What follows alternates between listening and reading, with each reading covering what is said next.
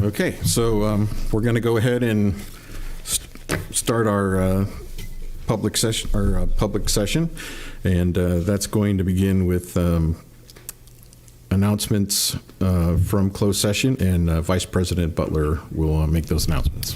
All right, the board did meet in closed session this evening on 4 items. So let me go through each one of them. On Tuesday, October 11th, the Novato Unified School District Board of Trustees met in closed session to review the administrative hearing panel's recommendation on an expulsion of student 10000057525. Based on the review of the panel's recommendation, Trustee Millerick made the motion to expel. The student will be expelled to the Marin County Office of Education's Marin Community School for 1 year from the date of the board's decision, which was today, October 11th, 2022. For the following Ed Code violations, 48900A1, 48900A2, and 48900E, Trustee Gasson seconded the motion, and I will take a roll call vote. Trustee Miller? Aye. Trustee Aguila? Aye. Trustee Gasson? Aye. And Trustee Mack? Aye. And President Nell? Aye. And I am an aye as well. Okay, and Trustee Jacobson will consider her absent from that. And then the second item was also today, October 11th, 2022. Novato Unified School District Board of Trustees met in closed session to review the administrative hearing panel's recommendation on an expulsion of student 10000061406. Based on the review of the panel's recommendation, Trustee Gasson made the motion to expel. The student will be expelled to the Marin County Office of Education's Marin Community School for the remainder of the semester plus 1 full semester. For the following Ed Code violations, 48900A1, 48900A2, and 48900E. Trustee Aguila seconded the motion. I will take a roll call vote. Trustee Millerick? Aye. Trustee Aguila? Aye. Trustee Jacobson? Aye. Trustee Gasson? Aye. Trustee Mack? Aye. President Nell? Yes. And I am also aye. Trustee Butler. Okay. The other item, with respect to every item of business to be discussed in closed session pursuant to Government Code 54957 and 54957.6, conference with labor negotiator Barbara Varenkovich, attorney with Janice Walliver Kelly, employees organization, California State Employee Association, otherwise known as CSEA. We gave direction. The last item the board discussed, pursuant to, discussed in closed session pursuant to Government Code 54957 and 54957.6. Conference with labor negotiator Barbara Varenkovich, attorney with Janice Walliver Kelly, employees organization Novato Federation of Teachers, otherwise known as NFT. We gave direction, and that concludes those announcements. All right. Thank you, Trustee Butler. Our next agenda item is 7. This is approval of tonight's session, and so I'll ask the trustees if they can give me a motion to approve tonight's agenda. I'll move approval of the agenda for this evening, the order of business. We have a first I from second. trustee, seconded by Trustee Aguila. All those in favor? 7 in the affirmative and 2 positive advisory votes. Thanks, guys. And so tonight's agenda is approved, and we're going to move on to item 8, which is approval of the consent agenda. So I'm looking for a motion and a single action to approve all the items on the consent agenda number 15. Any takers on that, on a motion to approve tonight's consent? So I have a first for Trustee Gasson and a second by Trustee Butler in order. All those in favor? 7 in the affirmative, 2 affirmative advisory votes. So tonight's consent agenda has been adopted. Next is announcements by the board, superintendent, and our student board members. And we're going to go ahead and begin with our student board members. I do want to welcome our new student board member. Welcome. This is Stephanie Rosales Alvarado, and I assume you'll introduce yourself, and as we'll probably just take the order with Blake going first and then have Rosalie make her announcements. But welcome to the school board. Mr. Solis? So Alejandro wasn't here, but he asked me to give some of the updates at San Marin. So I'm San Marin. Okay, that's good. Homecoming was a great success. Parade managed smoothly, game went well, and King and Queen were announced. The rally was indoors for the first time since freshman year, and the dance had an incredible buyout. October Halloween event at San Marin will take place on the 30th. Leadership will hand out candy. College apps are in full swing with deadlines such as October 15th and November 1st coming up. Students are getting letters of rec, filling out brag sheets, and writing essays. Lots of teachers at San Marin this year are teaching more classes than other years due to staff shortages. It's also true at Novato. Though all is well, it will be interesting to see how teachers who teach 7 classes handle the workload, exams, homework, and grading of sometimes over 200 students. He said, if they have questions, they can shoot me an email.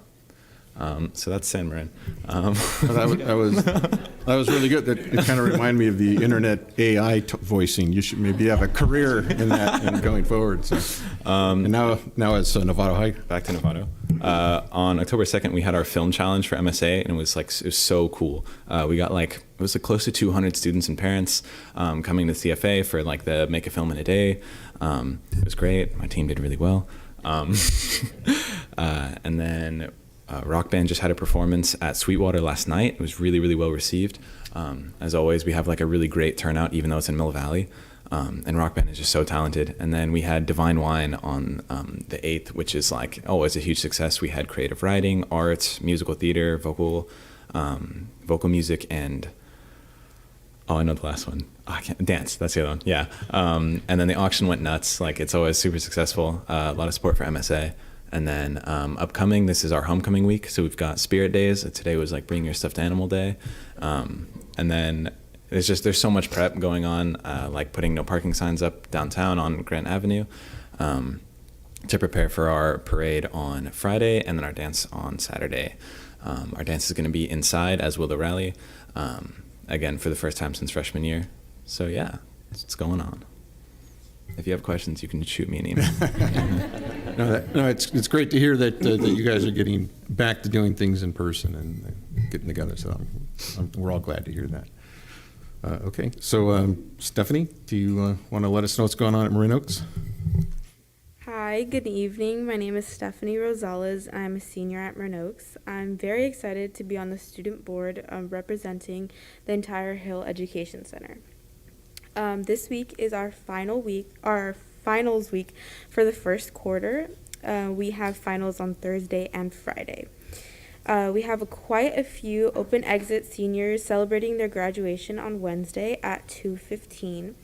If any of you are available to help celebrate, we'd love to see you there. Mm-hmm. I'm currently enrolled in the culinary class led by Chef Kelly, and that is one of many programs that we have at Marin Oaks. And we just recently yesterday we had a field trip, and we went to SRJC and the Culinary Institute of America, and it was really fun. And SRJC came last week to give a workshop for seniors and their families about the enrollment process and the what student life looks like at SRJC. COM also came last week and helped some of our seniors enroll. A lot of early grads have already signed up for classes in the spring.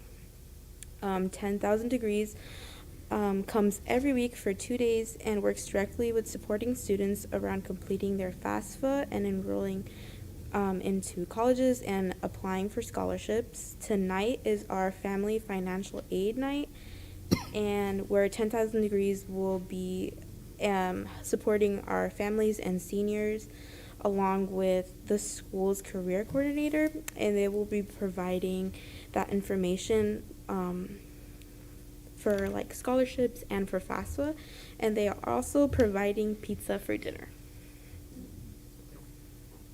All right. Thank you, Student Trustee Rosales. Appreciate that. And again, welcome. So we're going to move on to board members. Trustee Milrick. No comments for this evening, Mr. President. Trustee Aguila. Okay. Wanted to say that there will be a community service day over at a church here in Novato, and North Marine community will be participating, and there'll be other organizations there filling up backpacks and doing greeting cards for Thanksgiving for the homeless and things like that. So I'll be doing that. First of all, actually, I wanted to welcome you for being on the board, and I'm so glad to hear you say the word all, and happy to know that you have joined us, and that you will make sure that you are representing everybody.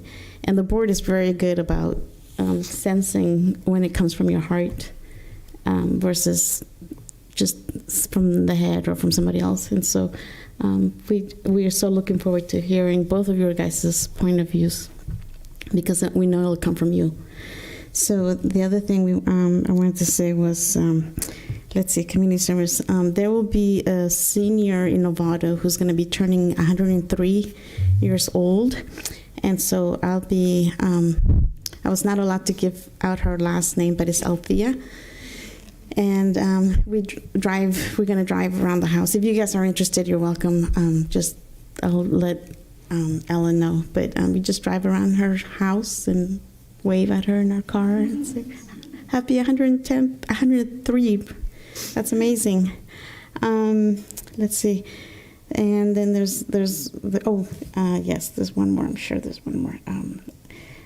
When I met with Jan Derby one-on-one, and so I always want to just thankful that I get to have that time to speak with her, and we have good conversations. And so thank you for being top of it, making sure that all of us get to have some one-on-one with you. I appreciate that. And let's see, I broke my leg. So that's not good. They did not have kid-sized crutches at the ER. But I finally did. I finally got them. So anyway, let's see. And then there was one more. Anyway, there was other stuff going on, but I'm thankful for all the work that's going on, and look forward to just keep being on the board while I'm still in it. All right. Thank you, Trustee Aguilas. Trustee Jacobson, your turn. I attended the Independent Citizens Oversight Committee meeting quarterly for Measure G bond spend. I continued my site visit tour. I attended a Sinaloa Boosters meeting for music. They have revamped that program and are really working hard to support the music program there. I had a site meeting with community sports organizations that was hopefully very fruitful. Thank you. Thank you. Trustee Gasson.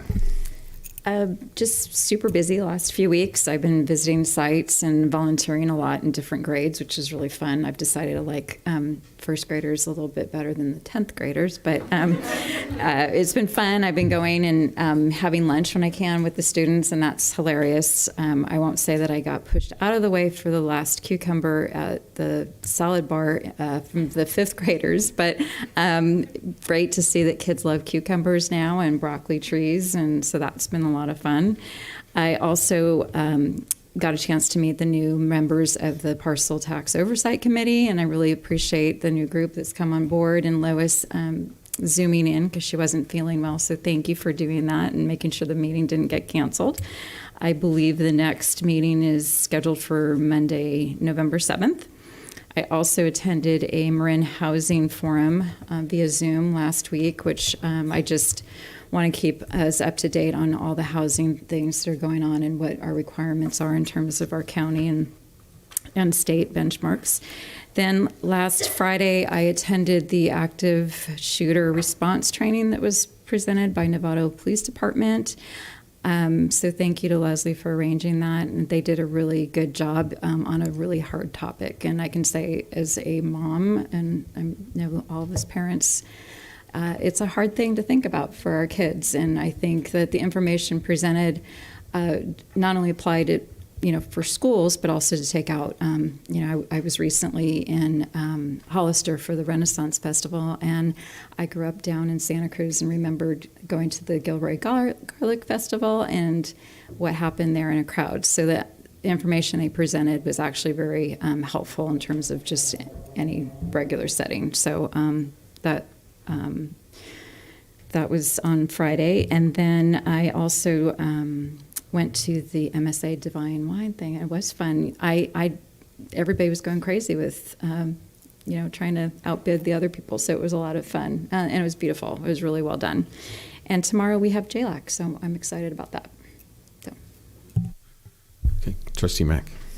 Just one thing, I joined Trustee Jacobson with the meeting at Sinaloa with some various youth sports organizations. I want to thank Superintendent Derby, as well as Trustee Jacobson and Lois, as well as Tony, joining out there and really trying to put together a solution. And it was a big group, and we're going to be talking about it soon, be agendized in a meeting in the near future. All right, thank you. Trustee Butler. Yeah, San Marin pretty much got all my attention in the last week or so. I did the San Marin Homecoming Parade, was able to catch that on Grant, and then I'm also going to do the Novato High Homecoming Parade this Friday. STEM program at San Marin had the Rube Goldberg, which I try to get every year, which is really fun to see the kids working together as a team and then being able to present to the adults, and then they're judged by engineers that come in from all over the community. And then at the same time that night was also a San Marin girls varsity volleyball game. So I just kind of peeked my head into there and watched a little bit of that. All right, a lot going on. I think I'll just let everybody know that the new teacher workforce education workshop team met last night, and we completed our homework assignment and turned that in. And we will be meeting with the official group and the other districts this coming Thursday, and we'll keep everybody apprised of how that's going and go from there. Superintendent. Just a couple of things. So Blaine invited us to the homecoming parade. So we will meet here by 6:30. Starts at 7. We're going to be with Jason Searle again. So get in the back of his truck, and it'll be fun. So that'll be great. I also want to acknowledge Mariah. I think, she is right here. Raise your hand, Mariah. It was a fabulous presentation by her students. The aliens were coming. We attended last week at San Marin. To do that in 6 weeks of starting school, it was just an amazing feat. So I thank her and her kids, and it was well attended. It was funny. The kids were engaging with the audience. It was really terrific. So they're going to be doing Frozen December, but that will be at Novato High. In February. Okay. All right. So that was really great. Okay, that's it. Could I also extend a tiny thank you? SJMS kids came to Novato to see musical theater, and they were like so awesome. So like double amazing congratulations to you, because they were all really cool. Yeah. All right, so that concludes our announcement, and we're going to move on to our presentation. And tonight we have a presentation from Rancho Elementary School, and Principal Kath Nam will present, or start us off, I guess. Welcome, you guys. It's good to see everybody again.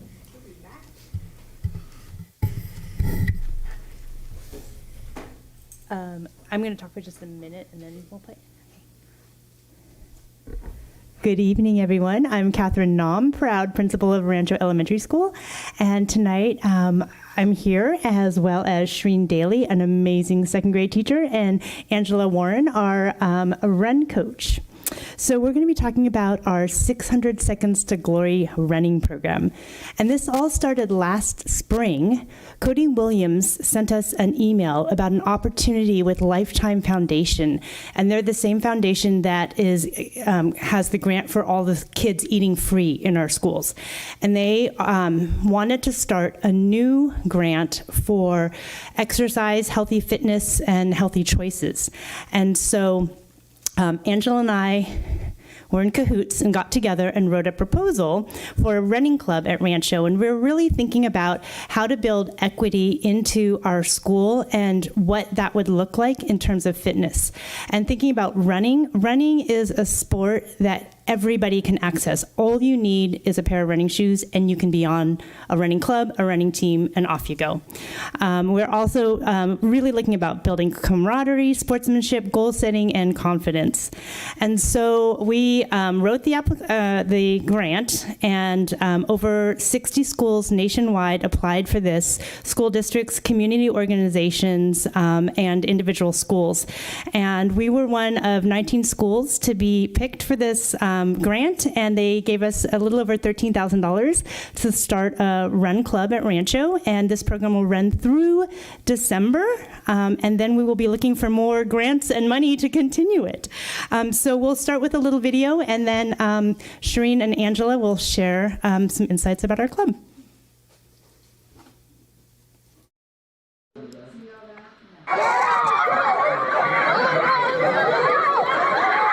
Alrighty, hi everybody. I'm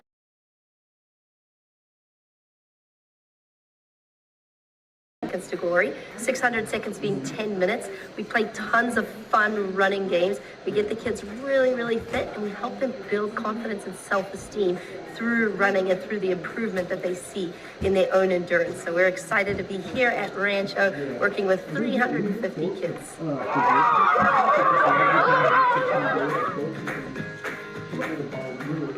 What do you like about running club? I like that it gets your body moving, and I also like that it gets me stronger for gymnastics. Lo que me gusta del run club es que hacemos juegos y corremos. Like that we get fit, we get more muscles, so we can get better. I like it because it's fun to run. Even though it makes you tired, I feel like I've been getting better, and since it kind of makes it less hard, it kind of feels more fun. It's a really fun thing to do at the end of the day, even though it's hard. And it gets you more healthy. Mm-hmm.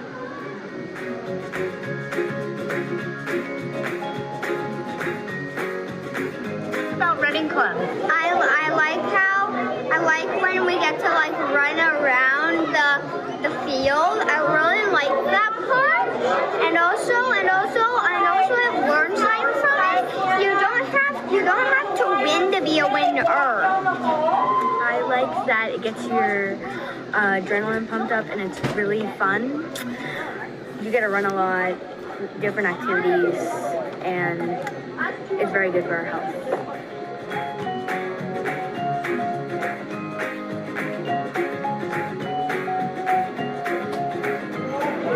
Running because it's good exercise and because it strengthens your muscles, and a good activity for doing that is jogging and doing a lot of leg workouts so that you can stretch out your muscles and do a lot better job on your running.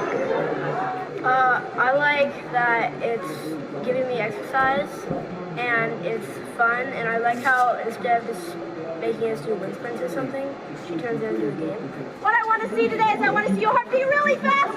Then I want to see you walk, and your heart beat's going to come down, and then your heart's going to be really fast.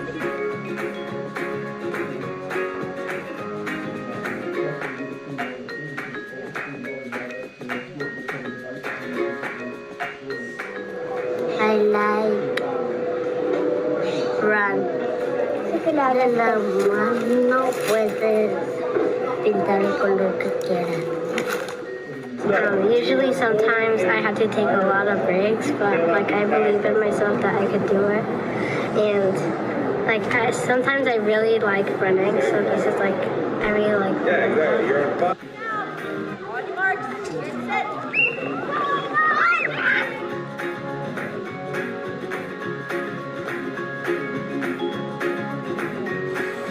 The winner this week, the Run Club Champion of the Week, goes to the and I'm going to move the 4th and 5th grade Eagles over. As you win every week, the Eagles going to start flying across, and we'll race up.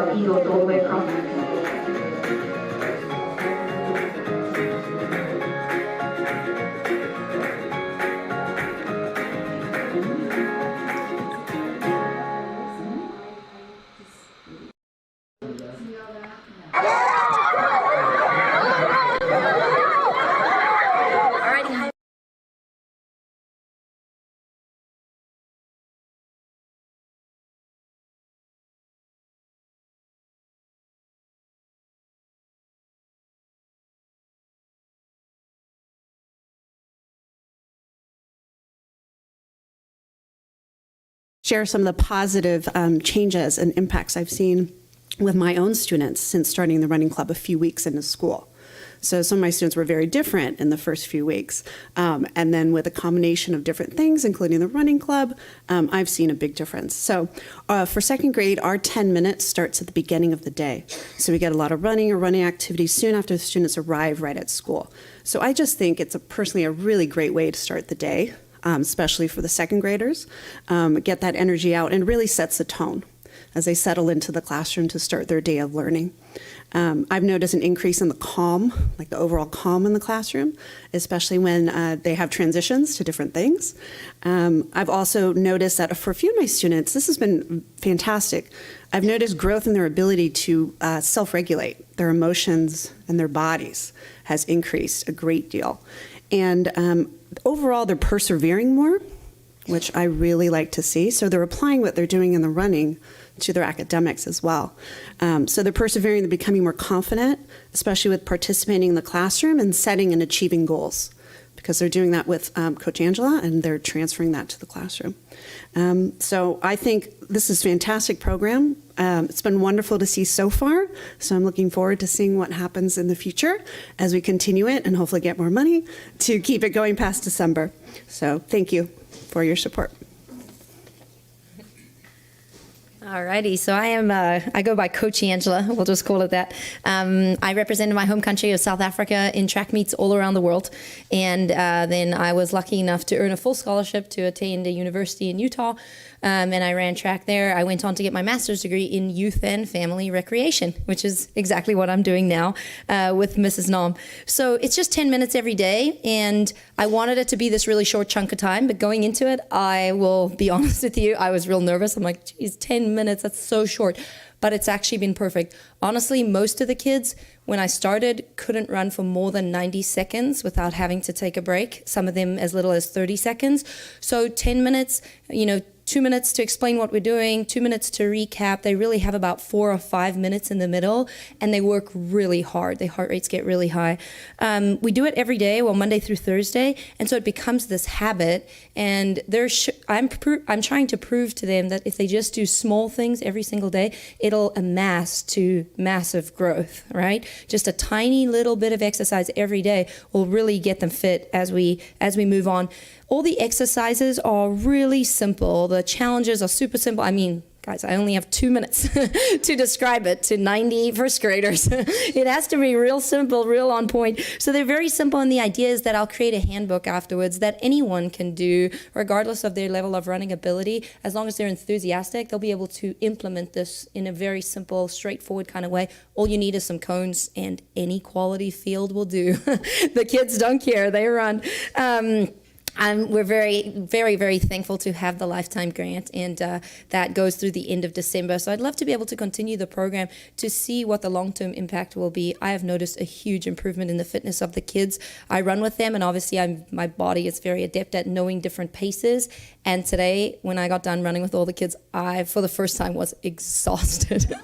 They are getting so fast. They're challenging me so much. They're really improving, and I think if I go about it next time, we're going to come up with a slightly more succinct way to track their progress so that they can see. We might do a mile run in the beginning, write down all the kids' times, and then same thing at the end of the program. But they're really getting fitter, and even the kids who are not natural runners, they hate exercise, they hate running. They are even starting to get into it. It's a competition between the grade levels, and they are getting into it. The teachers have noticed that some kids who they've never seen run before are participating, and they're trying their best, even though it's hard, just like the kids said. So thank you to Mrs. Nom for the opportunity. Thank you. Do you have any questions for Angela or Ms. Daly? You guys have any questions? I'm just curious. The health of the children, and have you been able to compare the health and of the children of South Africa and United States? Just curious. Thought I had to ask. No, that's a good question. My parents actually live in Namibia, Africa. The kids there have no other transportation except walking. So they just generally tend to get a lot more exercise in just because of the way that the community is set up than here. One of the moms was out there at my run club taking 1 million pictures of her son, like 1 million. I was like, oh gosh, is something wrong? Like, is everything okay? And so I spoke to her afterwards and she was like, I've never seen him run before. This is the first time. She must have taken 400 pictures. And it's true, she'd never seen him run before, and she herself has decided to get healthier. They're walking to school, just like Ms. Nam promotes for the kids. So these are the kids we're trying to target, not like my son who runs everywhere he goes and is very fast and loves it. And, I have him on soccer and I have him on all these things. This is for kids who are not in any sport. This is trying to make kids who are generally back markers feel very confident and feel very excited about their ability to improve. And that's what's unique about running, is that every person, I just commentated a 15,000 person race, and the last 3 people were so excited to finish the race because they ran the best time they would ever run. They finished a distance they never thought they could do, and that's what makes running super unique, and that's why we can use it to help boost the kids' self-confidence. And like the teachers were saying, they can transfer that over into the classroom, which is so awesome. Yeah, thank you. Great, thank you. All right, so guys ready to move on then? Okay. All right, appreciate you guys coming by, and that video was great, and keep them running. Okay, so we're going to go on to item 11, which is our non-agenda public comment. This is the part of the meeting where we're going to the board will take comment on items that are not on tonight's agenda. So we will have 3 minutes apiece per person. We have now 3 speakers. And we're going to begin with Amy Brayton. Thank you for allowing me to talk tonight. So I'm really excited to be here, and I'm here to ask for help. My son, Dylan, goes to Sinaloa Middle School. He's in 8th grade. I also have my son, Jacob, over at San Marin, and he is a sophomore. My son, Dylan, plays for Babe Ruth baseball, and he is not able to play at Sinaloa Middle School. The condition of the field is unsafe, and there's a lot of maintenance issues going on. I was really excited and very thankful for Trustee Jacobson, Trustee Mack, and Dr. Derby, and also Lois coming to the meeting yesterday with a lot of concerned parents. We really, as community member and mom, I really want to do what I can to help get the field back to what it was, like when I played on it, when my brothers played on it. My dad loves baseball, and he was really disappointed in the condition of the field. And he also wants to get out there as well and help out in any way he can. It's a big job. It's going to be a big task. We need board support. Dr. Derby and Lois need your assistance, your help in getting this done. We had Babe Ruth baseball. We had Novato North at this meeting yesterday, and we had Novato South. Each of those clubs is concerned about the field conditions and the maintenance. We want to work with the school board and do whatever we can to get the board or to get the fields up to what they were. And I'm hoping you guys could look into it. I don't know if funds need to be available or what needs to happen, but I'm here to help out. And I am very grateful to all of you guys for everything that you do. And thank you very much. Thank you. We appreciate you bringing that to our attention. Thank you. Our next speaker is Gary Novak.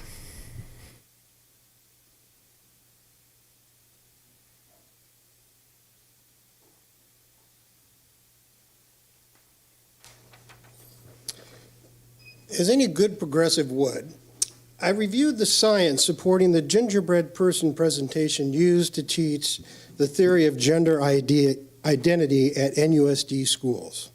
I did a simple Google search of gender dysmorphia, and I found the science supporting a biological essentialism for gender identity or transgenderism in general to be very tentative at best.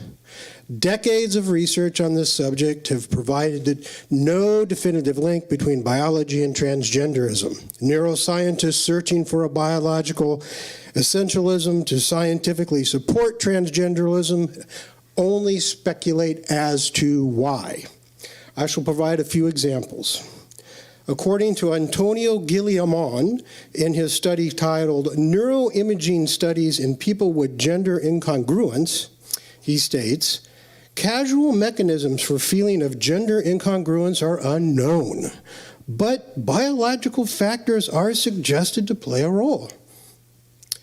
In an article from the University of Southern California's Alumni Magazine titled Researchers Explore Links Between Transgender Brain and Gender Identity by Eric Lindbergh about a USC graduate student and neuroscience, Jonathan Van Hoschek. In the article, Lindbergh quotes Van Hoschek's opinion on current research results.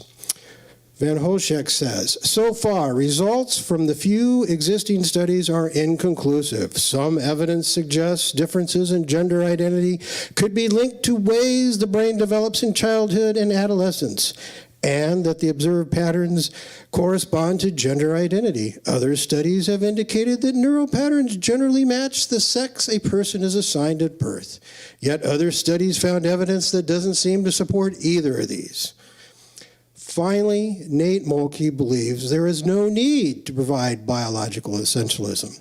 He stated in a Scientific American article, the search for a biological cause of transness, also known as biological essentialism, may be well-intended, but it's a dangerous path that leaves little room for real understanding of gender and gender identity. Without biological essentialism, how does one create a foundation to support a real understanding of gender and gender identity? You cannot. Like eugenics, gender identity theory is a pseudoscience. Since the gender identity spectrum theory is destined to the rubbish bin of pseudoscience in the coming years, why is NUSD teaching gender identity a settled fact? I am asking the board to include a discussion of the scientific evidence supporting biological essentialism in the teaching of the genderbred person. Please present both sides to the story. Thank you for your time this evening. Thank you, Mr. Novak. Next is, and our final speaker is Janine Pera. I have a shorter speech, so I want to comment on what he was talking about. I've attended some Kings, Queens, and Vaccines events that I found to be very, very inappropriate. I actually have video of a Fairfax town picnic with there were few children because it was the rainy day and a lot of people didn't show up. But, you know, I don't have a problem with it. I would go to the show as an adult to see it. But people taking pieces off of their clothes and doing risque dance in front of children is so inappropriate. So please pay attention to what's going on. And our taxpayer money paid for that and grant money. So with a vaccine clinic at the pen there with lots of people lined up to get monkeypox vaccines and whatnot. I don't call that a town picnic. Okay, so I want to share a speech that I did at the Board of Supervisors because I've been in contact with our county health department and I feel like you need to be educated about what's going on. I put in multiple requests that our public health department include the following on their COVID-19 website: the vaccination status of confirmed COVID-19 deaths. When I first mentioned this to Benita McLaren, director of HHS, she stated, "I don't see why that is important." Well, it certainly is important. Our health officers have been following this data because they know it's very important. Due to my recent email request, I was provided with the following. Between July 1st, 2021 through September 17th, 2022, there have been 76 confirmed deaths from COVID in our county. 16 were unvaccinated, 5 partially vaccinated, 24 completed the initial series, 29 initial series and 1 booster, 2 initial series and 2 boosters. This means 72% of the deaths occurred in people who were fully vaccinated with 2, 3, or 4 vaccines. A week after I presented this, there were 5 more deaths.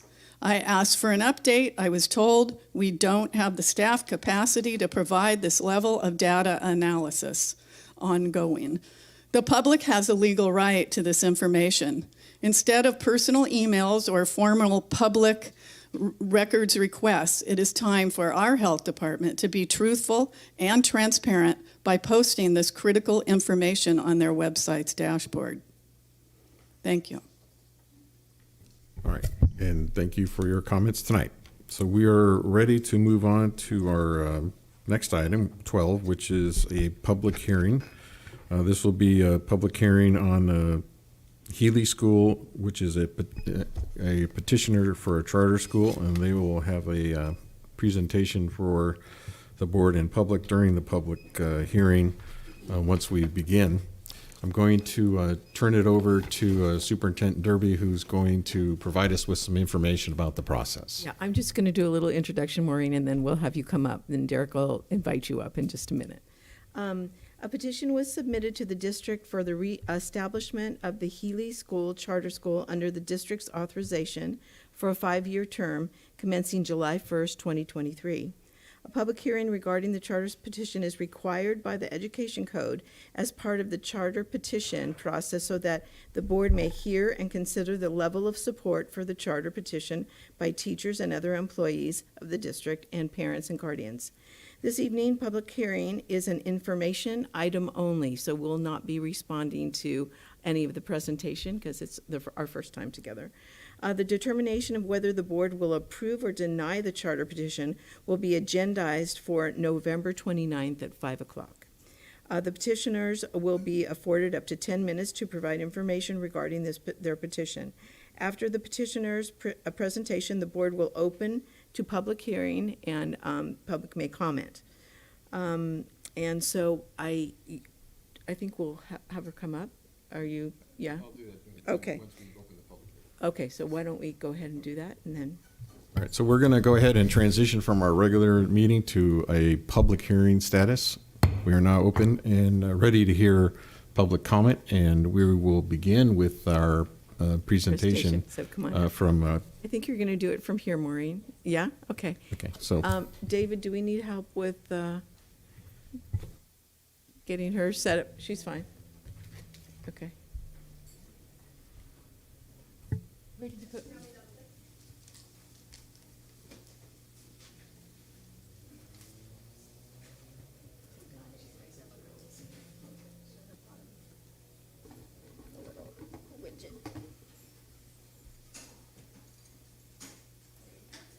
Thank you. Thank you, Dr. Derby. Sure, you're welcome. Thank you, trustees. I appreciate your time. We're going to have to ask you to talk into the mic for the people watching on television and the internet won't be able to hear you unless you speak to the mic. You got it. Okay. Thank you, Dr. Derby. Thank you, trustees, and thank you, community. I appreciate everyone's enthusiasm for ensuring the quality of the education, and I feel blessed and grateful to be part of the Novato community. So today we just have 10 minutes, so I will try to give some highlights. And if you have more, questions, you can dive into the petition or we can answer them offline. So just so that everyone is aware. Wanted to start out with a quote: resilience building, capacity building is really in everyone's interest, and everyone reaps the benefits when we do that well. The school that we're presenting, from a TK to 5th grade charter school, has a resilient studies curriculum. And the whole goal is, to not only develop resilience in our students, but also to have them be, have an academically rigorous program and in an inclusive environment. But this quote really I thought would be a great way to start, because it really says that, when students are resilient, it's the students, the families, the schools, the community, everyone benefits. The district, the county, the state, it goes on and on. It's not just for the student. And today we'll get the chance to talk about 3 particular items: the Resilient Studies Program, financial stability. I'll have Claire, who is on our board of directors, talk about the people. And, I wanted to share that our intention with bringing this school forward is really to partner with NUSD and partner with Marin County so that we can serve all students. That's really our intention, is to really collaborate and to contribute. And resilience studies, a question is, what is resilience, right? Everyone probably thinks of it slightly different. The idea that it's positive outcomes in the face of challenges or even greater adversity. So there is a science of resilience, and it's helping students learn in a systematic way how to build the skills of resilience and to have those positive outcomes along with an academically rigorous program in that inclusive environment. It's not SEL, it's something different. It's a whole different field of study. And it's a program that doesn't currently exist in NUSD or Marin County. So it's something unique.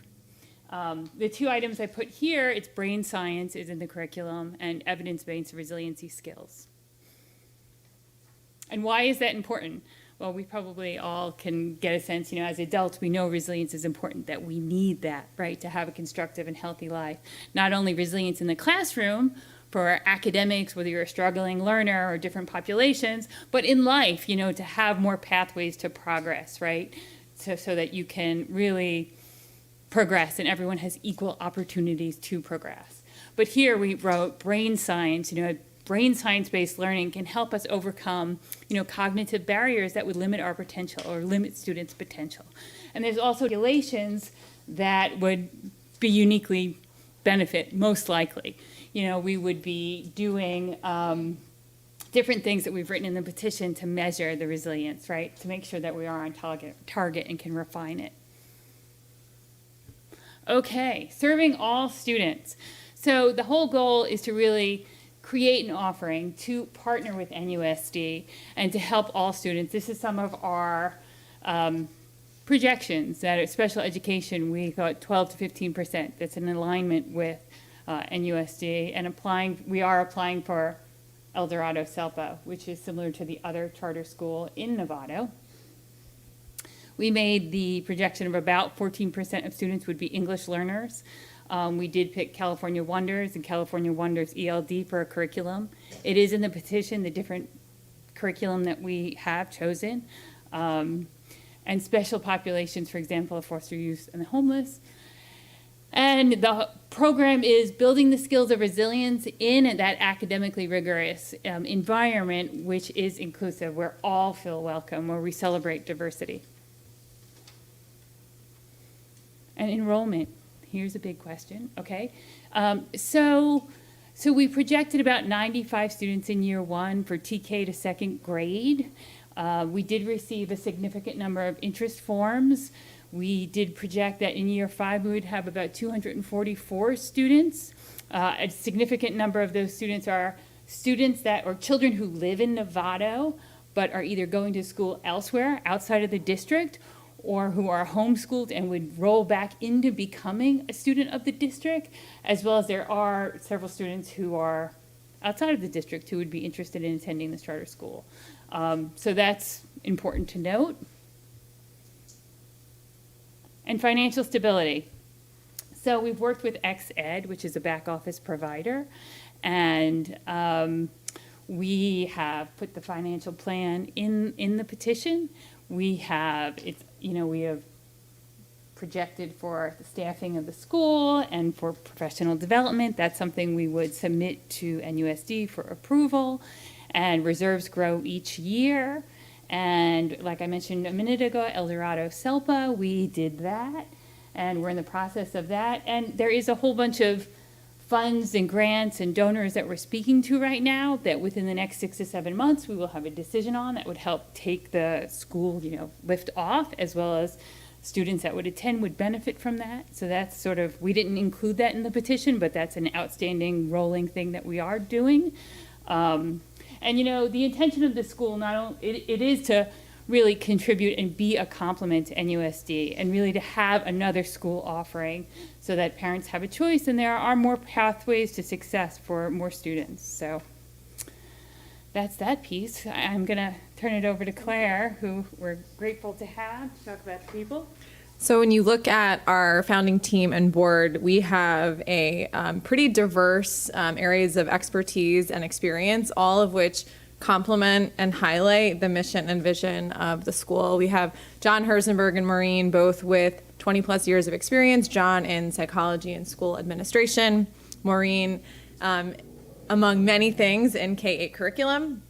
Amy, Granat, myself, and Joanna all have different components to offer. Joanna with her experience at Bay School and also the ELD background. Myself as background in special education and my role at San Domenico as an administrator, as well as Amy in her role with the ed tech component, which you can read much more about in our petition. And I know that we're not really taking questions, but we did want to just say that, we really look forward to working with everyone and that we want to, collaborate and contribute and really connect and partner, not only with the district, but with the county and with the community and throughout the process. I know this is the first step, the public hearing. So we wanted to say that, and that's really it right now. Thank you so much. Sure. So this is a public hearing where we'd like to hear comments from the public. So if anyone is here to speak to this issue, this would be the time to do it. We have a process that includes going to the table over there and completing a pink slip. And if you haven't already done so, please feel free to do it. And because the board would like to hear from you on this issue. We do have we got 6 comments so far, but like I said, if you would hear something that's said and you want to say something, go ahead and get a pink slip completed and let us know what you think. Our first speaker is going to be Aaron Ashley, and I'll just let, I think it's Kristen Rio will be next. So Aaron Ashley, you'll be our first speaker. Yeah, you have to speak into the microphone with the meeting's recorded as well as the people watching the local community and streaming online. Thank you. Good evening, everyone. My name is Erin Ashley, and I'm a parent of an NUSD student and an educator with experience working in both traditional schools and charter schools. I believe charter schools have the potential to expand learning opportunities for families and apply innovative approaches to education to improve outcomes for all students. As districts like ours have the opportunity to review new charters, we must consider both the benefits of new approaches and ensure that the team is unlikely to succeed. Unfortunately, in reviewing the Healy School Charter petition, I'm concerned that the team is unlikely to succeed, and I'm most concerned that they will not serve all of our students in our community.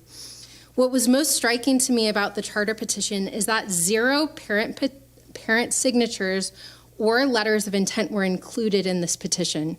As I saw that 100 interest forms were submitted, I think it will be interesting to see as you review who those are, if they reflect the diversity of our community. If the school is to start with 95 students in the fall of 2023, it will need to present much more evidence that it will be able to meet the enrollment targets, ensure that it's fiscally solvent, and meets the educational goals of the diverse population it intends to serve. Specifically on the financial piece, one omission of many that I saw was that there was no financial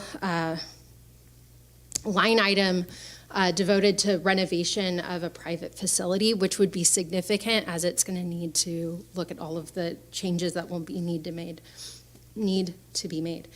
I'm also concerned that the school will not meet the educational needs of the students who have been traditionally underserved.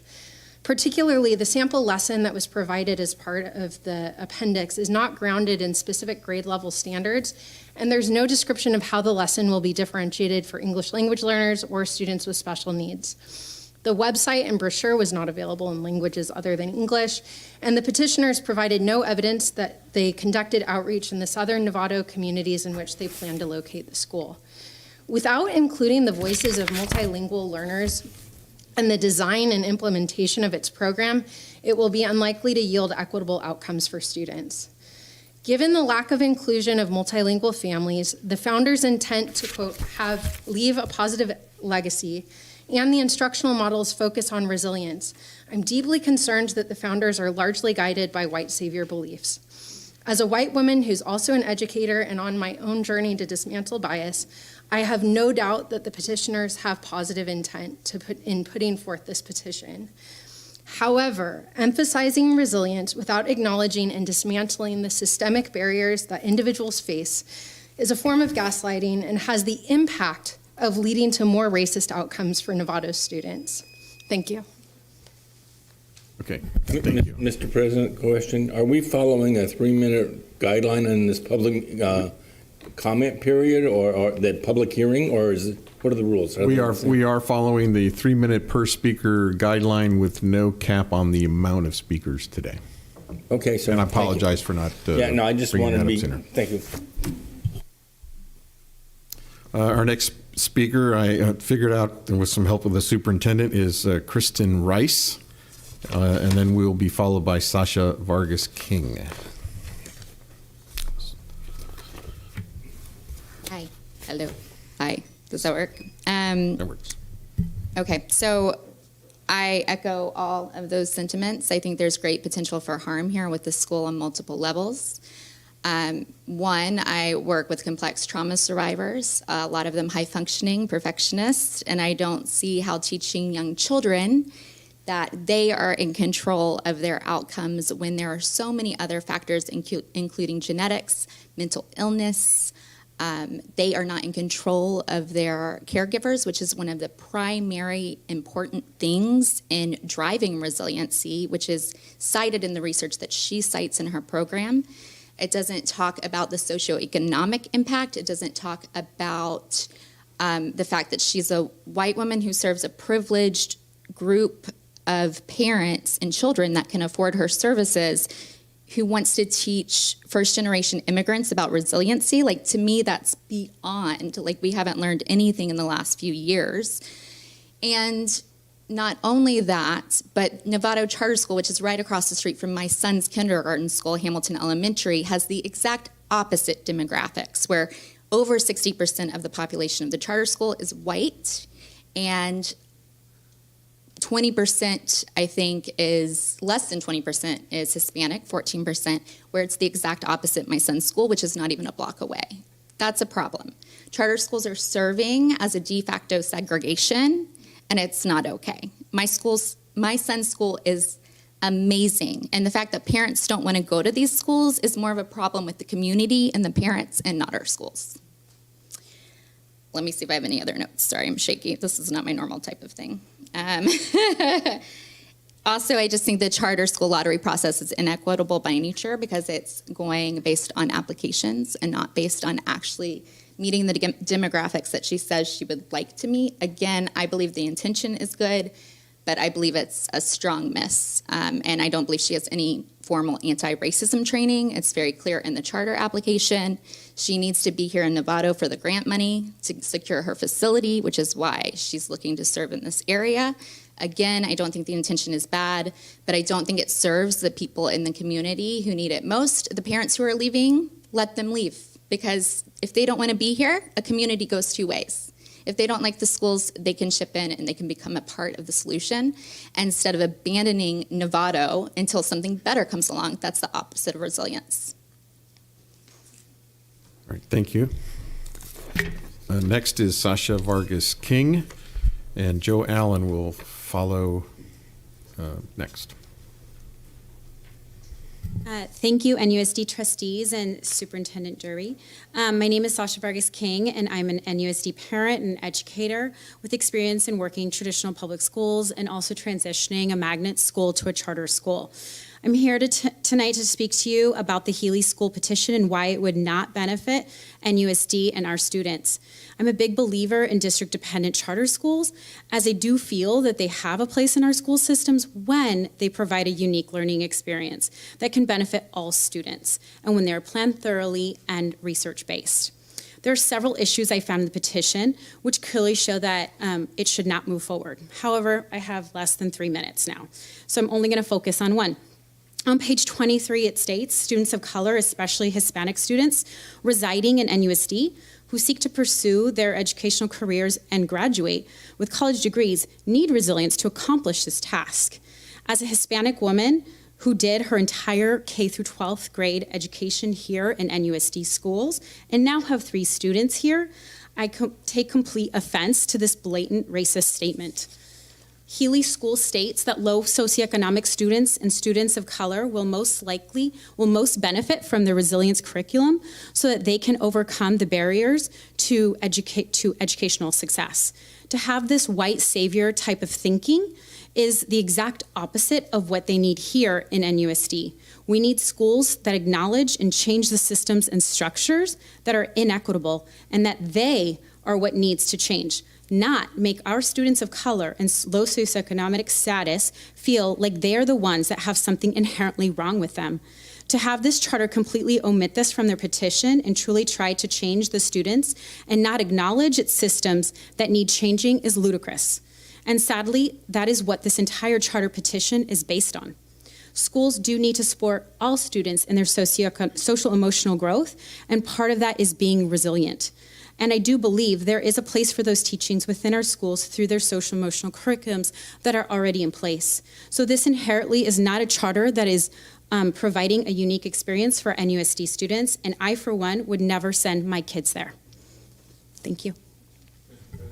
Yes, Trustee Miller. There was some concern in the last speaker that they weren't able to make all their points. I don't know if they were or not, but if somebody wants to submit additional information in writing, does that go on the record that we review? How does that work if they go over that, if they have information beyond the 3 minutes? We are always willing to accept additional public comment through our web portal site, and there has been some already that's come forward and forwarded to the board. So I'll tell you what, we'll make an announcement about that at the end about how they can get more information to the board.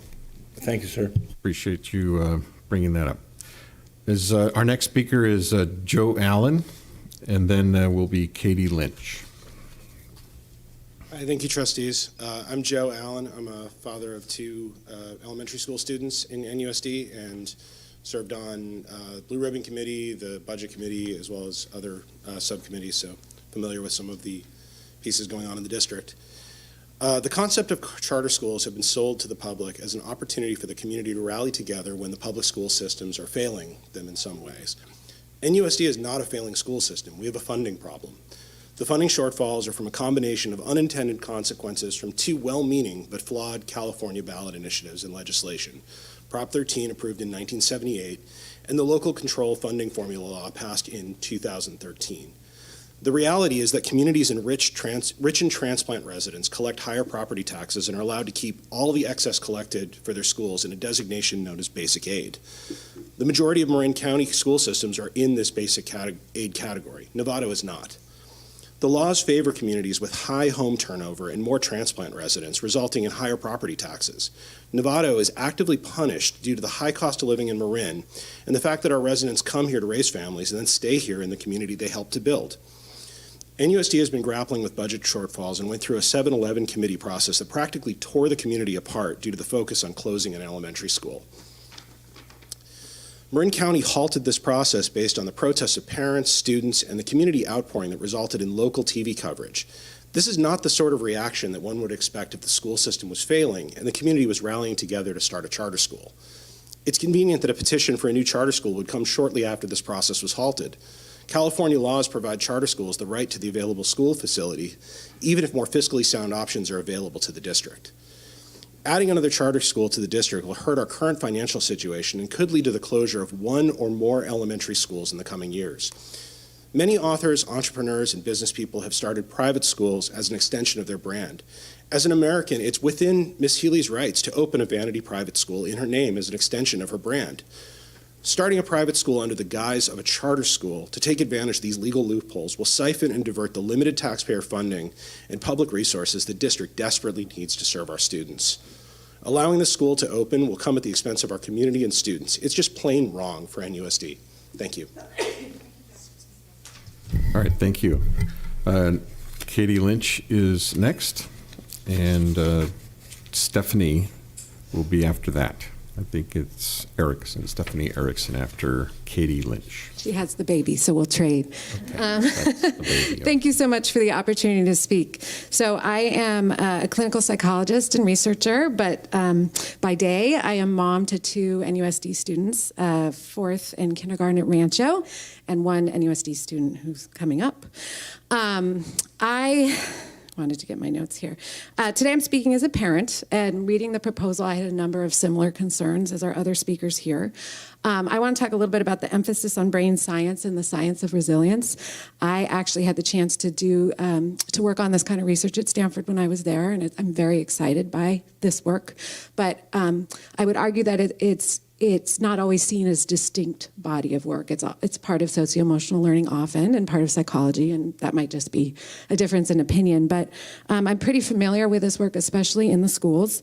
And I think when I read the proposal, I'm concerned as a parent that this is a massive oversimplification of what resilience means.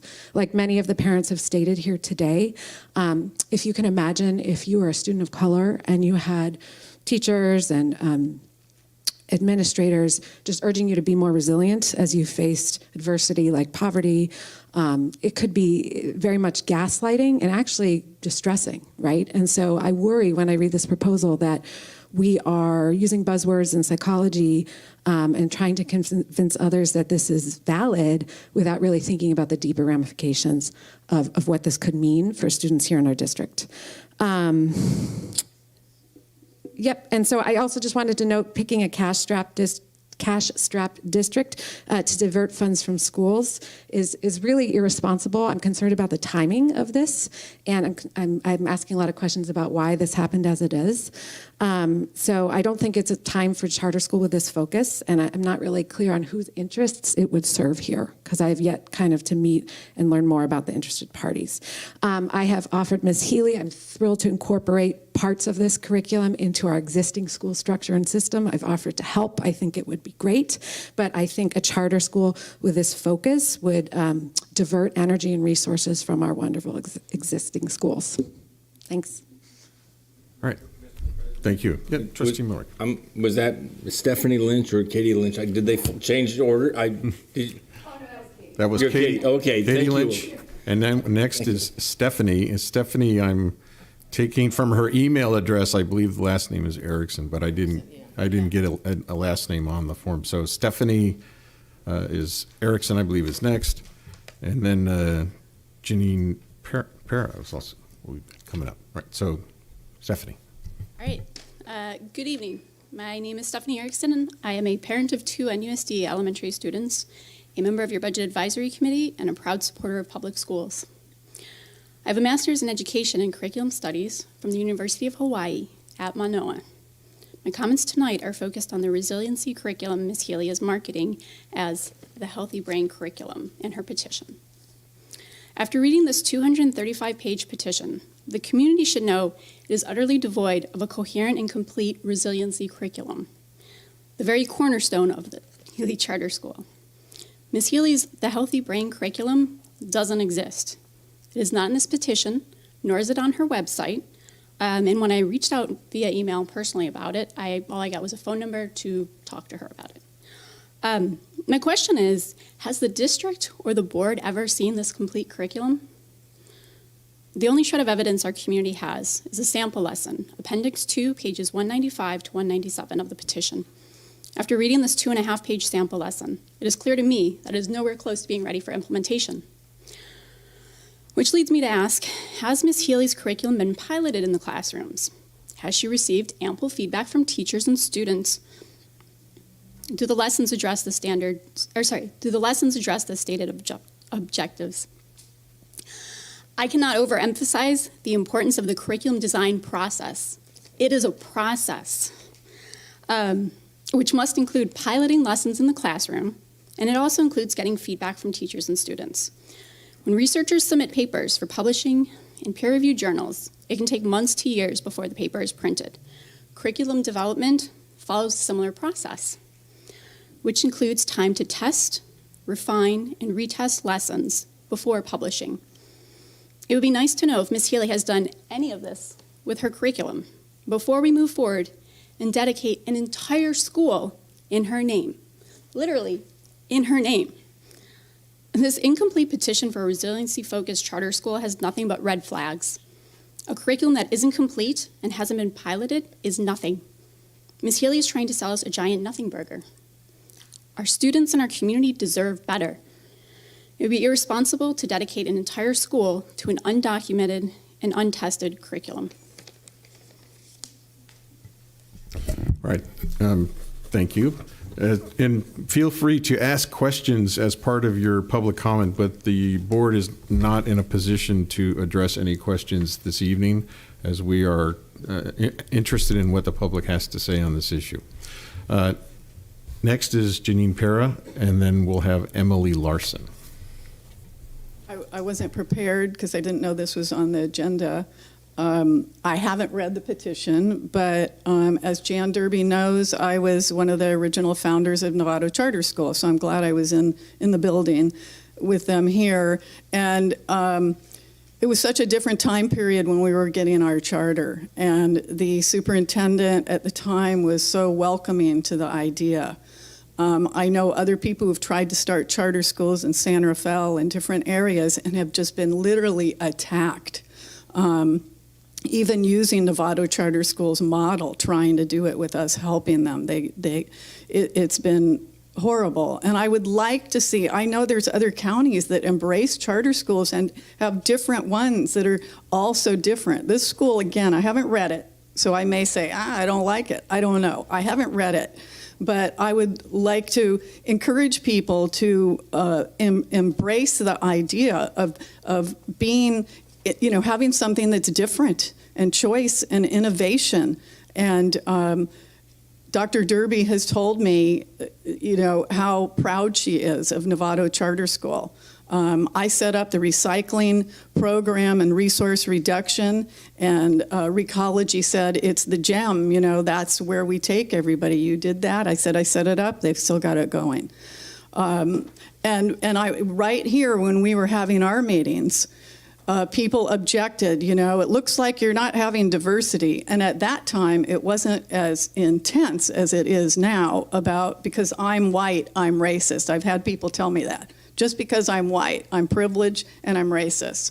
Even when I ask, well, what about my, somebody I know is homeless and she's white, she's privileged. It's like, wow, could we stop doing that, please? So we had parents in the audience and people brought up and they said, well, I don't see many parents of color here who are saying they want this school. And a bunch of my friends stood up and said, you haven't seen our children. I mean, I had a friend who's adopted 3 black children. She's white, and her kids went all the way through Novato Charter School. And her oldest daughter got bused to the charter school in the city, and they were worried that it was going to be a bunch of white privileged Marin kids. So we got to stop this. If the school is good and if it's right, it would be wonderful to have something, a choice here. So let's embrace choice, innovation, creativity. Again, I need to read this, so I'm jumping ahead. And let's see if I missed anything. But I would love to talk to them, and I hope you don't attack people. But your voices are heard, so it's good. It makes it juicy, and the petitioners now kind of know, gee, maybe we need to write things a little better or whatever it might be. Thank you. Thank you. And our final speaker so far is Emily Larson. So, Ms. Larson. Good evening, trustees. My name is Emily Larson. I have 2 kids at Novato schools. I've lived in Novato for 11 years and in Marin for about 25 years now. And I also want to plug San Jose Middle School is having a dine and donate on Thursday at Toast in Hamilton. So please come, please. So we need the dollars. You need dinner. You need supper. Come get it. You too. You guys are all invited. Since my eldest started elementary school, I've volunteered countless hours helping classrooms, weeding gardens, reading to kids, chaperoning. I actually chaired for several years the Lapathon at Rancho Elementary, so it was great to see the presentation they did. I also served on the school size committee in 2019 and worked alongside stakeholders to bring to this board, different members then, to help the district budget issues that we had then and still have now. I've supported Measure A in 2014 and worked on the extension that didn't pass in 2020. I then watched in 2021 as the 7-Eleven committee members decided that one of the elementary schools in our city should be shuttered. Thankfully, that didn't happen. And I thought, whew, my work is over. I can relax. This charter application is something our district cannot take on financially at this time. If things were different funding-wise, perhaps, this could be a school the community would embrace. I don't see the district being able to afford the space to host the school and lose the funding to the students who would leave public schools and attend this school. We have a flourishing and functional charter school already, along with public classrooms. If the curriculum that this group is proposing is so groundbreaking, why not approach the district and have it introduced to the entire district so that everyone could participate? I've spent so much time in classrooms that I've seen the resilience that the NUSD teachers teach these children, and it is a daily occurrence, and they model it to the students. Our district does not need another division in our classrooms. The impact this would have on our district would be devastating, in my opinion. The idea that another school would be added would kill any hope of getting another tax measure to pass in this city. The idea of opening another school that will take funds away from the district that is in bad shape already really puts me in a bad way. I want to express to you that I am strongly opposed to this charter happening in our city. Thank you for your time. Okay, that unless there's any other speakers, that's going to conclude our public hearing, as there are no more comments. So I'm going to close the public hearing and bring it back to the Novato Unified School District Board meeting. And that means we're going to move on to our next agenda item. But I did mention, Trustee Miller brought up earlier, that if there are individuals out there that are seeking additional information or have questions, we would ask them to email the superintendent directly. And if there's information we can give you, we will, or we'll do our best to direct you as to where information could be found. So, Trustee Miller. Be clear, if they offer comments, they will go on a record. Yeah, will they be included in this public hearing record? Sure, and there's also an option to submit a public comment. But if they have a specific question or they're seeking information that's not available, the superintendent's office will take an email on it. Trustee Aguila. And I'm just asking if there's, right now that we have an interpreter that is the Latino community can listen to, and they can also have the opportunity to participate. Going forward, you're asking that we have an interpreter for the coming meetings on the subject? On the 29th, is Isabel here? No. Isabel's here. Yeah, and on the 29th, she will definitely be here, because I expect that we'll have more people that night, because that will be the focus of the meeting. But I think Isabel is here, but I don't think there are any trends. Yeah, yeah, she's here at every meeting. So, yeah, and I just want to make sure that to go forward, same thing. Absolutely. That they get an opportunity to participate. Thank you. All right, so we're going to do that. Any more comments or questions, or should we move on? Move on. Okay. So our next item is a staff report on positive behavioral interventions and supports, known as PBIS, and Karen Fremantle will present.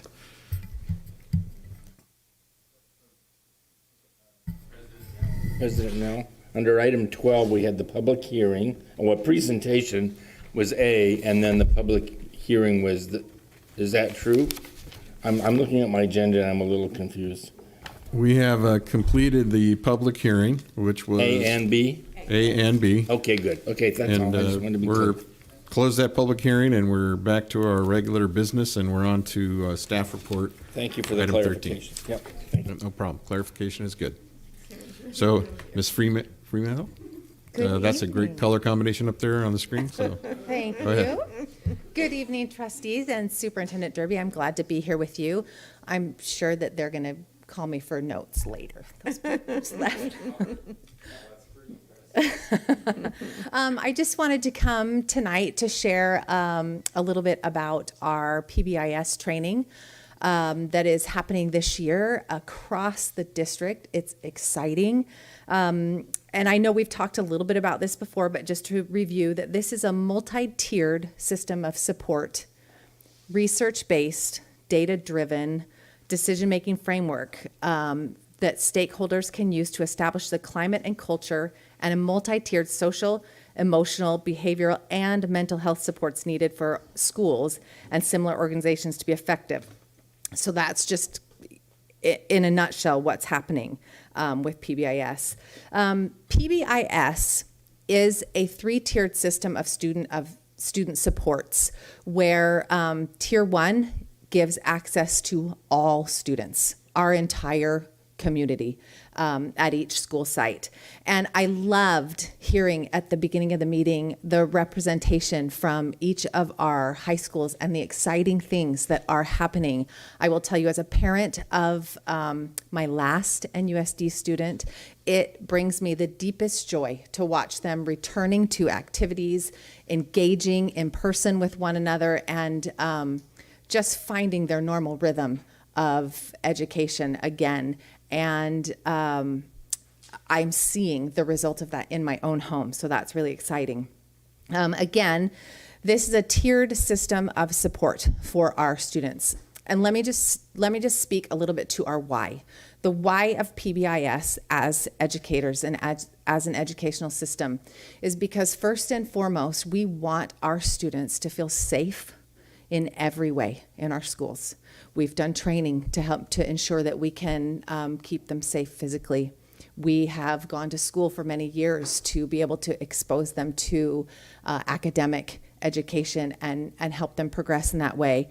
We want them to feel safe social, emotionally, and part of doing that is creating consistency and continuity. And that is what PBIS offers. You will see if you go into any classroom at any school in NUSD, you will see marvelous things happening. But I will speak as a teacher for a moment that you get very invested. You're invested in your school community, but you get very invested in what's happening in your classroom and creating your own little community within your classroom.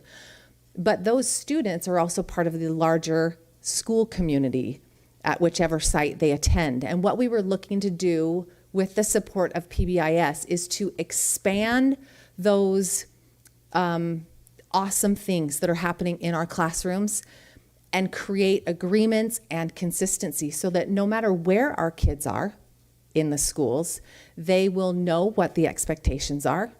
They will know what it looks like to be successful in any environment. And 2, for the adults that are working with them, you saw today that we have amazing volunteers, we have amazing programs, but for those adults, they also need to know what our school communities look like and how they function so that it continues that safe environment for our kids. And that is one of the things that really attracted us to PBIS.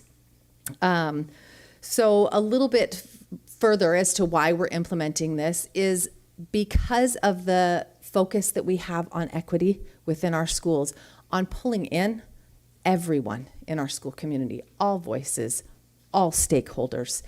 Every person needs to feel valued and recognized, and it is one of the opportunities that PBIS gives us is to use the voices of all the stakeholders at each site as a school team builds their community and shares their expectations and shares the culture that they're creating. It definitely, when you have clear expectations, we all know as students, what is the first thing you asked for when you went into a college course? The syllabus. I want to know what I need to do and how I need to do it to be successful. And it is no different for our students. It doesn't matter how young they are.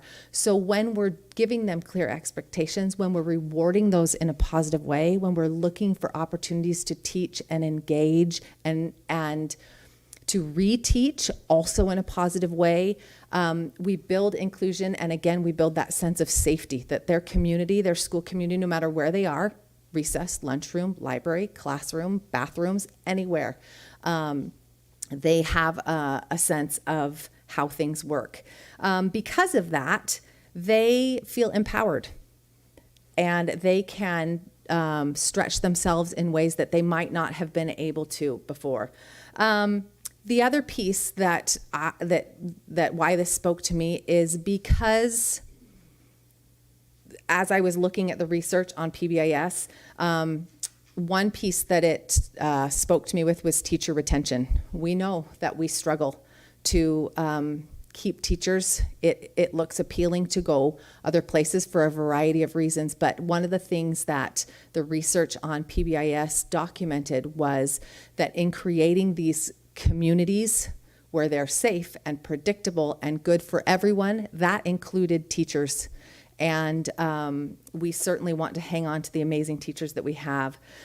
And then lastly, PBIS helps to raise the bar right along with our proficiency-based education. This establishes a system that supports using data and using regular opportunities to reflect as teachers, as a school community, as students, and to commit that reflection and using that data to ongoing improvement of the program. I wanted to just show this illustration because we've talked about multi-tiered systems of support before, and PBIS is a piece that falls underneath the umbrella of multi-tiered systems of support for our students. It addresses a lot of the behavioral components, which then certainly affects the academic components and the social emotional components. So all of these things are pieces of the puzzle that create a really safe and inclusive learning environment for our students. So this year, we are spending the year as a staff in training. And we have already completed our first training day. And what we did this year was we set up the training teams to include a high school and all of its feeder schools, the middle school and the elementary school, that if they stay on their neighborhood school track, they will feed one into another. This again comes from a desire as educators, as parents, as community members, for our kids to be known across those grade levels. We also have the benefit of staffing that we share throughout those schools, and this allows them to understand what the expectations look like. We came up as a staff with three overarching goals that we wanted for our students. We wanted them to be safe, we wanted them to be responsible, we wanted them to be kind. And how that looks at elementary and middle and high school is maybe communicated a little bit differently and expanded a little bit differently. And that is what we started with at this first day of training. They will then continue on for 3 more days this year. And the staff works in a training team with a trainer from Placer County to build this framework for our students. And then they take that back to their sites. And on our professional learning community afternoons, they work with a bigger team at their site, and also gives them the opportunity to pull in parents and classified staff and students at the middle and high schools to complete whatever components they want to. We felt like it was really important to allow the schools to spend the entire year building this program.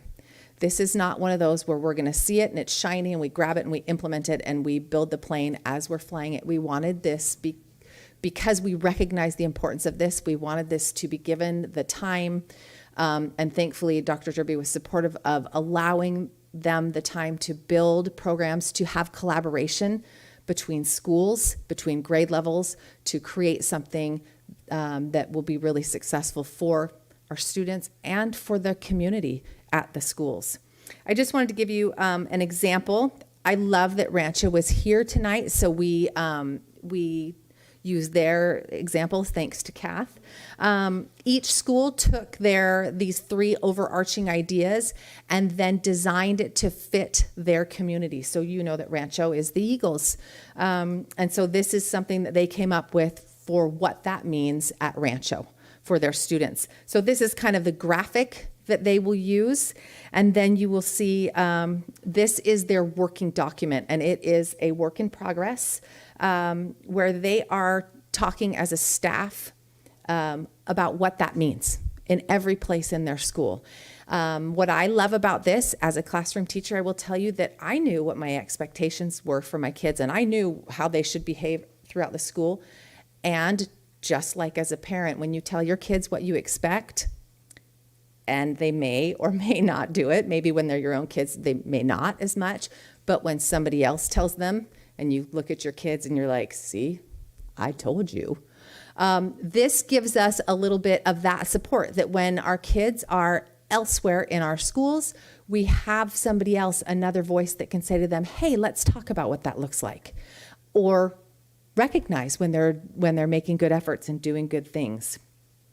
So that is where we are with PBIS. We are right at the beginning, building our matrix for what it looks like to move successfully around our campuses, making that clear to all staff, all volunteers, our campus communities, and then we will continue from there with our trainer to build our lessons, to build our expectations, to find ways to support our students. So in a nutshell, there you have it. Do you have any questions? Okay, board, do we have questions or comments we'd like to make?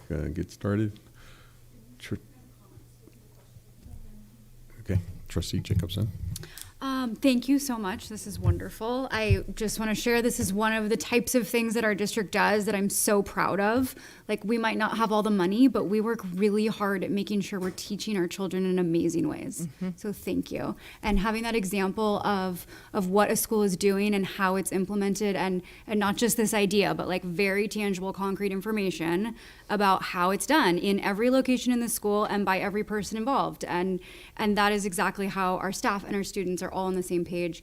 And I just want to say, I love the way that it's phrased. I can politely say why I'm here. Like, it's not a direction. It's not like, you're going to say the right thing. You're going to explain what you're doing. This is a very wonderful way for us to teach children how to be in the world. So thank you. Okay. Trustee Gasson. I agree, and I actually like your enthusiasm in pulling in your own personal experience in each of the areas. I think one of the things, and I love Rancho and how they've outlined, and I know that they'll be committed to doing that. I think my question is always like looking forward, and are we going to get a report from all the school sites once their plan is done, and is there a process that we're going to make sure that we just don't create something and develop it and then it's something that we just lose momentum on. So I don't know that you can really answer that right now, but doing the great work, implementing this, and is there a checkpoint to say, okay, we've done this, and are we following what we've set up? Because there is a lot of time and effort involved, and I think it is a good direction, but sometimes I think it's easy to get distracted by other things after you've set it up. Yes, that's a great question. Yes. Before we actually even began this training, we worked with our trainer, which is out of the Placer County of Education, and they were very clear with this is a multi-year endeavor. Here's what it looks like over those years. It's very, it's pretty labor intensive as a staff, and we had to commit to that engagement to see it through before they would commit to train with us. So as principals at every level, we met together, we met with their representative, talked about what this would look like. And it's much like we talked about, it's a multi-tiered system. We are tier 1 learners right now. And as we go and build this out over the next couple of years, we will implement further and further. But it is definitely, we had to think through. We actually postponed it for a year, knowing what the commitment was and knowing what the follow-through needed to be. And we wanted to be able to do it with fidelity. So we're pleased to be starting now. And I mean, let's go back to the go slow to go fast. That is where we are sitting at this point, is really just working through it slowly so that we can do it well. Trustee Aguila, and then Trustee Butler. Thank you. See, you left Rancho, but you're still helping out not only Rancho, but all the other schools. I love it. It's great. Thank you. Just wanted to thank you for the, I totally agree with this information, and wanted to thank you for the time that you and your team have put in to do this. I know it's not easy, and you sacrifice some of the time in order for it to be right, and it feels like it's right. So thank you. Thank you. It's amazing to work with the school teams. It's amazing to listen to the conversation, the deep conversations about what is best for our kids, how we can support them in every way. It's really awe-inspiring to be able to sit back and watch that and support that work that they're doing. Trustee Butler. Just a comment. this is good stuff. I love this stuff. So, and I'm glad you addressed it. We kind of held off for a year, so now I know why, which is a great reason to do so, because I believe this has been on our radar for a couple of years. Yes. Yeah. So it's good to now say, all right, we're committed. And we want to create an environment for students that they can achieve. We want them to achieve and learn. And this is going to create what they walk into, the room, the classroom, the school itself. This is part of that. PBE is part of that. Inclusion, wellness, they all go together. Equity. Those are all of our things that are on our plate right now. Absolutely. And that clarity for Yeah, students, clarity. for their families, Yeah. for anybody who comes and volunteers and participates with our kids. Any more questions or comments? Our student board members, any questions or comments? I just thought it was very well structured. Again, as Trustee Jacobson said, I really appreciate that you put all the information on the table. It was like really easy to follow. I don't see it failing. So I thought it was very well done. Okay, I'll just leave it as I hope that we'll come up with a plan to get an update. I don't know when that would be, but as things progress, I'll we'd be like here to. all year, no problem. Whatever that's, I'll be here And all I night. think it's really nice, well, great that Kath was here and to be able to see a sample of what's going on. I think that it's very clear that the implementation is happening because of the site teams and the principals putting something together and one step at a time and taking it there. And the Eagle's Nest that was already established fits right into the plan. I mean, I think there's a lot of things that you can see, but it's a concrete. And we know that it will be ongoing, so because there is a plan. And So, they are truly, the principals are supporting their teams that are asking to meet together more often. Yeah. They are really engaged and supporting that work at their sites. absolutely. Okay, thank you. So if there's no more questions or comments, let's move on to our discussion action items. First one is 14A, and this is approval of an updated certificated substitute pay schedule. And Franny Whitcomb, our Director of Human Resource, will present. All right, well, thank you. Good evening. So the schedule before you is an increase in our daily rate and half-day rate. I brought some other info for you guys just to share. The last time you guys made an increase in the schedule was in January of 2022, where it increased from 180 to 200 a day. And as many people are aware, there is I will say, drastic shortage of teachers, just regular classroom teachers, but also substitutes. And just to put that in perspective, the number of registered subs currently through Marin County Office of Education, there are 443 total registered subs, and of those, 93 are currently registered with us, which represents about 21%, right?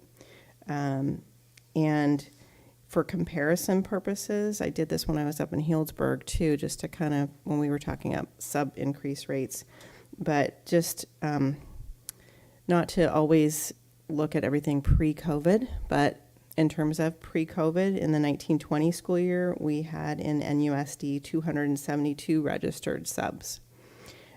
So that is quite a significant drop. And of those 93 subs that we have here in our district, 60 of them are what we would refer to as working subs. They regularly accept jobs. They are in our classrooms. So there's quite a few of the folks that are registered with us that aren't regularly working. So that could be for a number of reasons, you know. They are accepting, they're registered in multiple districts, most likely, and so they're picking and choosing where they're working. So it's a dire situation, and we're trying to do whatever we can to increase our roles. We have advertisements out there letting people know, reminding them that we are looking for people to sub. I've encouraged our principals to put messages out in their parent newsletters. There are requirements to sub in the state of California and in our county, and they do have to go through Marin County Office of Education, but we would be excited, and we try and get people input in our system for our district as soon as we possibly can and as quickly as we possibly can. So with that, sorry, it's kind of like bummer information, but it is kind of the background on why we need to do whatever we can. And we're coming alongside and aligning with a lot of the other districts in our county, right, that are making these similar changes. Okay. Go ahead, Trustee Gaston. So I know when I was with elementary school kids, I had actually looked at how hard it would be to sub. I don't actually have a teaching credential or anything. So what are the steps, or who can sub? Is it really hard? And how long would it take if somebody wanted to? I'm just thinking there's some parents out there that may automatically think because you're not a credentialed teacher that you can't sub, or maybe has that changed? Can you not? Yeah, you have to have a minimum of it's called a 30-day emergency sub permit, but the state currently allows for someone holding that permit to actually serve for 60 days, consecutive days in the same assignment. You have to apply for that through the Marin County Office of Education. And they have information on their website, a whole webpage dedicated to the steps for substitute teaching. But you typically do have to have a BA, and you have to, by a number of different means, meet the basic skills requirement. Now, they are going to potentially change those rules around the basic skills requirement, but not until January is when that goes into effect. And so once you have that proof of your degree and passing the basic skills minimum, then you're applying for that permit through the Marin County Office of Education, following their steps, which can be a little, I will say, cumbersome, and it's not really their fault. They have one credentials analyst for the whole county, Amy Ridings, and she is a superstar, and we appreciate everything she does, but she is one person. And so there's time constraints, right? But as soon as someone is confirmed on Marin County Office of Education's roster, then they are basically cleared to register in any number of districts in the county, including ours. So, yeah. Any other comments or questions? Okay, so then basically this is us just having to deal with demographic drought of fewer and fewer people with willing to work. So we're going to have to be competitive and raise the rates. And I, for one, hope we don't lower our standards too far. It seems to be necessary at times and temporary, but I understand the situation. I just wish that we could do more to recruit maybe retired teachers or other people to take up the task of substitute teaching, which has changed a lot since I've been on the board as far as the number of individuals willing to do the work. So. Okay, so we have a recommendation of approval for the new substitute pay schedule, and I would entertain a motion in a second. I so move. Okay, so I have a first and seconded by Trustee Mack. All those in favor? 7-4, and 2 advisory in favor as well. So we will increase our pay schedule. And that will go in effect for work tomorrow. So thank you very much. As soon as you can. All right, thank you. We're going to go ahead and move on to our next action item, which is approval of resolution number 8 for 2022-23, board compensation for missed meetings. This is basically us having to formally recognize absences of trustees, and that we pass a resolution to allow a missed meeting to be excused or not excused. So at this point, the resolution is before you, and whereas the board finds that Trustee Maria Aguila did not attend a board meeting for the following reasons, and these reasons are acceptable and considered excused, would be my lay interpretation of that. So Any comments or any motion on this? It's a roll call. Oh, and because it's a resolution, we're now required to do all resolutions by roll call. So I need a motion to start. I have a motion from Trustee Jacobson to accept the resolution, seconded by President Nell. And all those in favor?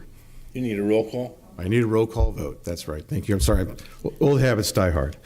Trustee Milrick. Aye. Trustee Aguila. Aye. And Trustee Jacobson. Aye. Trustee Gasson. Aye. Trustee Mack. Yes, aye. Trustee Butler. Aye. Trustee Nell is a yes as well. So the resolution will be adopted 7-0. And since it's a roll call vote, I won't be calling our student advisors, but I do believe that concludes our meeting. It does. So thank you, everyone. Appreciate your participation. Don't forget to vote. This meeting is adjourned.